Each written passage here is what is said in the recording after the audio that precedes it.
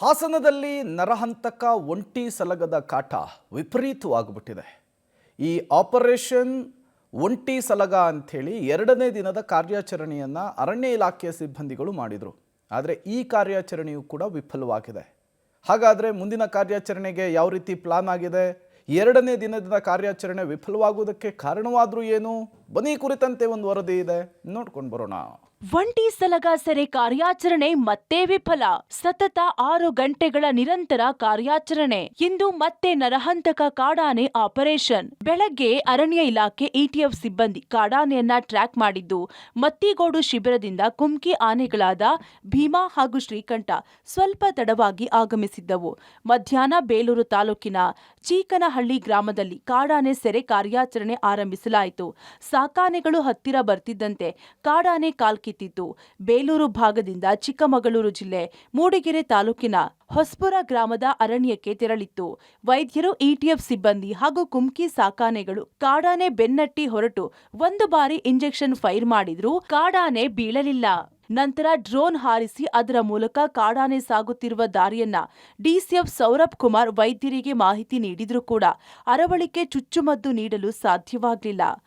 ಬೇಲೂರು ಮತ್ತು ಮೂಡಿಗೆರೆ ಭಾಗದಲ್ಲಿ ನಾವು ಕಾರ್ಯಾಚರಣೆ ಮಾಡಿದ್ವಿ. ಬೆಳಿಗ್ಗೆ 2 ಆನೆ ನಾವು ಮತ್ತಿಗೋಡು ಕ್ಯಾಂಪಿಂದ ತರಿಸಿದ್ದೀವಿ. ಅವರು ಬೆಳಿಗ್ಗೆ 6-6:30 ಅಲ್ಲಿ ಸ್ಟಾರ್ಟ್ ಮಾಡಿ ಇಲ್ಲಿ 12:30 1 ಗಂಟೆ ಆಯಿತು ಬರಲಿಕ್ಕೆ. ಆಮೇಲೆ ಎಲ್ಲ ಮೊಬಿಲೈಸ್ ಮಾಡಿ ನಾವು ಅಟೆಂಪ್ಟ್ ಮಾಡಿದ್ದೀವಿ.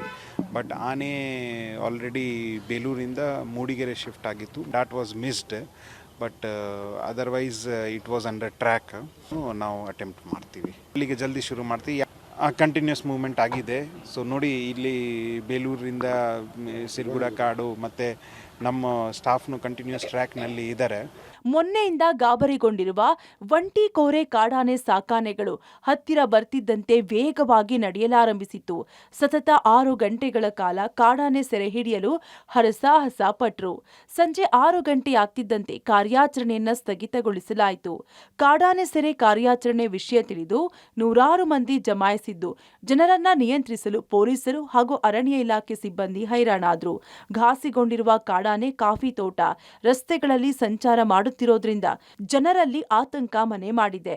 ಮುನ್ನೆಚ್ಚರಿಕೆ ಕ್ರಮವಾಗಿ ಇಟಿಎಫ್ ಸಿಬ್ಬಂದಿ ಕಾಡಾನೆ ಇರುವ ಬಗ್ಗೆ ಮೈಕ್ ಮೂಲಕ ಅನೌನ್ಸ್ ಮಾಡಿ ಎಚ್ಚರಿಕೆಯಿಂದ ಇರುವಂತೆ ಹಾಗೂ ಕಾಫಿ ತೋಟಗಳಿಗೆ ಕಾರ್ಮಿಕರು ಕೆಲಸಕ್ಕೆ ತೆರಳದಂತೆ ಮಾಹಿತಿ ನೀಡುತ್ತಿದ್ದಾರೆ. ತುಂಬಾನೇ ಸಮಸ್ಯೆ ಇದೆ ಸರ್. ತೋಟಕ್ಕೆ ಮಾಡೋಕ್ಕೆ ಒಂದು ಹೊರಗಡೆ ಹೋಗೋಕ್ಕಾಗಲ್ಲ. 6 ಗಂಟೆ ಮೇಲಂತೂ ಹೊರಗೆ ಓಡಾಗಿಲ್ಲ, ಆ ಥರ ಇದಾಗಿದೆ. ಗಾಬರಿ ಆಗಿದೆ. ನೆಕ್ಸ್ಟು ಜನಸಾಮಾನ್ಯರಂತೂ ಓಡಾಡೋಕ್ಕಾಗಲ್ಲ ಬಿಡಿ ಸರ್, ಅಷ್ಟು ಇದು ಮಾಡೋಕ್ಕಾಗ್ತದೆ.